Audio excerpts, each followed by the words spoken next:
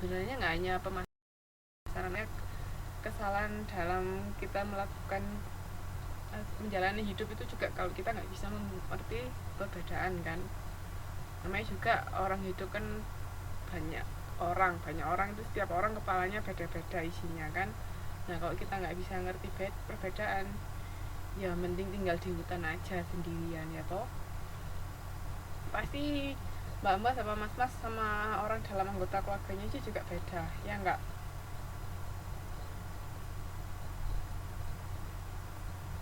Ya toh, nggak mungkin ada orang yang benar-benar sama 100% itu nggak ada, pasti beda. Gimana caranya sih kita bisa paham sama perbedaan itu. Oke, sudah selesai untuk modul 7.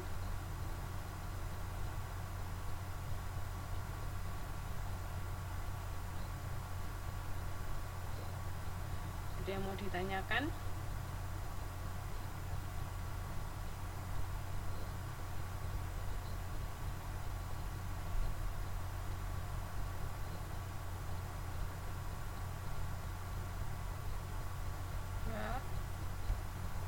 Itu ya tentang budaya dan subbudaya modul 7.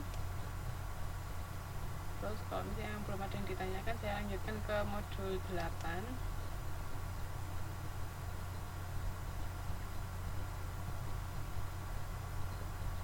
Iya. Gombal. Gombal mas judulnya gombal.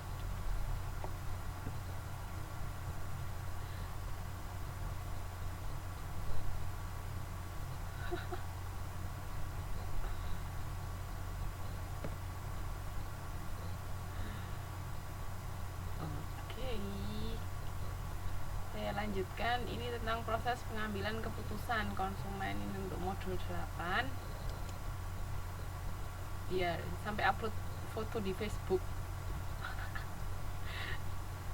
Yang pertama itu konsep dasar pengambilan keputusan.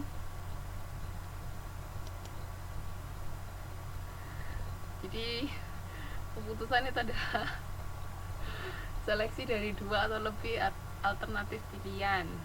Ada juga yang namanya Hobson choice, itu keadaan dimana tidak ada pilihan sama sekali. Iya mau nggak mau harus itu Hobson choice. Ya kalau keputusan itu kan kita mesti ada pilihan, mau milih yang A atau milih yang B kayak gitu. Pernah toh, pasti saya yakin mbak sama mas pernah dihadapkan pada posisi harus memilih sesuatu ya enggak. Kayak misalnya mau beli makan aja, bikin makan apa ya hari ini, misalnya mau makan mie apa mau makan nasi, itu kan juga sudah termasuk pilihan toh. Kalau Hobson choice itu nggak ada pilihan sama sekali, jadi ya udah mau nggak mau harus yang itu. Iya. Yeah. Terus habis itu 3 tingkatan pengambilan keputusan, itu ada yang namanya extensive problem solving, itu konsumen tidak memiliki kriteria untuk mengevaluasi sebuah kategori produk. Jadi ya mungkin misalnya langsung karena merasa tertarik ya udah beli aja itu, karena dia tidak punya kriteria apa-apa untuk beli suatu produk. Tapi kalau limited problem solving itu konsumen telah menetapkan kriteria dasar untuk mengevaluasi kategori produk dan berbagai merek. Misalnya mau beli tas yang mungkin ada banyak kantongnya, nah itu kan sudah ada kategorinya. Atau misalnya tas yang misalnya bisa untuk tempat botol minum, itu kan juga termasuk kriteria. Atau mungkin warna, bisa macam-macam. Terus kalau routinized response behavior, itu konsumen memiliki beberapa pengalaman dengan kategori produk tersebut dan memiliki seperangkat kriteria yang telah ditetapkan untuk mengevaluasi merek-merek yang dipertimbangkan. Jadi kita sudah pernah melakukan keputusan sebelumnya, jadi sudah tahu oh biasanya kalau misalnya mau beli makanan itu yang seperti apa, misalnya harus ada kuahnya atau apa, senangannya kita seperti apa. Jadi berdasarkan apa yang sudah kita lakukan. Jadi itu 3 tingkatan pengambilan keputusan. Paham toh? Dia ada extended, ada limited, limited sama routinized. Nah, sekarang 4 perspektif dalam pengambilan keputusan. Yang pertama, perspektif ekonomi. Dalam kondisi persaingan sempurna, konsumen digambarkan akan mengambil keputusan secara rasional. Kalau beli-beli lebih sering mengambil keputusan secara rasional atau enggak? Kalau keputusannya enggak secara rasional itu yang biasanya impulsive buying behavior itu loh. Maksudnya sebenarnya enggak butuh untuk beli barang tersebut, tapi mungkin karena lihat lucu atau bagus jadi tertarik langsung beli. Ya itu kan berarti bisa dibilang keputusannya nggak rasional. Maksudnya sebenarnya nggak butuh tapi beli aja gitu.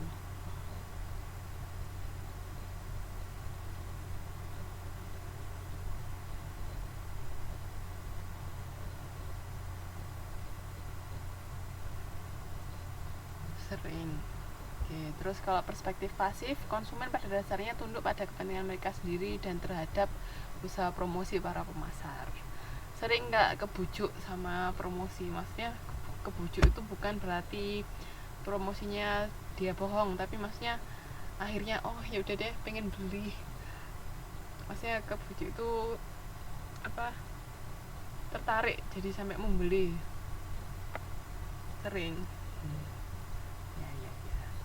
Jadi kan memang tugasnya pemasar itu kan merayu konsumen untuk membeli produknya. Jadi itu tugasnya mereka memang.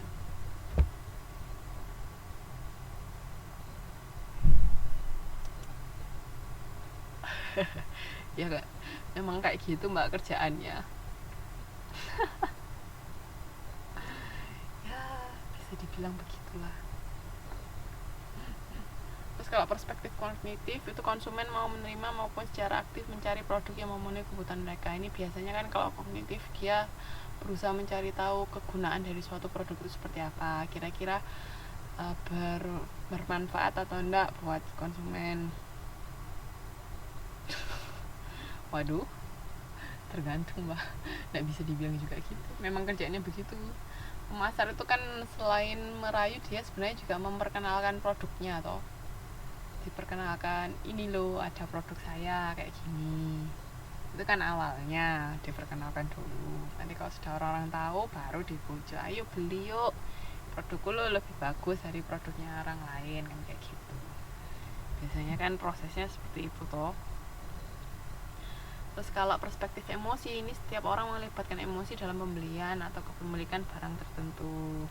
Mbak sama mas-mas sering melibatkan emosi atau enggak?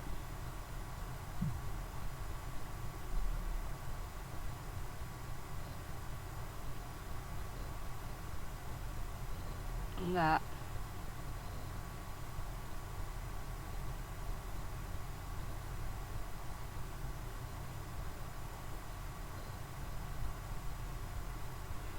Sering ya, mungkin kalau untuk pria enggak terlalu ya, tapi kalau wanita mungkin bisa cenderung mengikuti perasaan. Ini terus ini 4 perspektif ini mah ini proses dalam pengambilan keputusan. Dulu itu waktu pemasaran jasa itu pernah ada bahasan tentang proses pengambilan keputusan. Pasti sudah lupa saya yakin. Masih ingat enggak? Lupa. Kalau nggak kelihatan gambarnya di PPT bisa dibuka di halaman 8.10. Jadi itu ketika kita mengambil keputusan itu ada prosesnya ini. Jadi ada external influence, itu maksudnya pengaruh dari luar yang akan mempengaruhi kita untuk melakukan pembelian. Itu dari mana ya? Dari pemasaran itu tadi, atau juga dari lingkungan sekitar, kayak misalnya dari keluarga. Misalnya keluarga menyarankan kita untuk beli apa, misalnya kita terpengaruh, atau memang kita butuh pendapat dari sana juga, atau mungkin dari teman, atau dari lingkungan, atau dari kelompok kita. Nah macam itu kan dari luar, external influence. Nah ketika itu kan inputnya, atau mungkin dari media, dari mana. Nah prosesnya itu ya ini yang dulu pernah kita pelajarin, ada need recognition, masih ingat? Jadi mengenali kebutuhan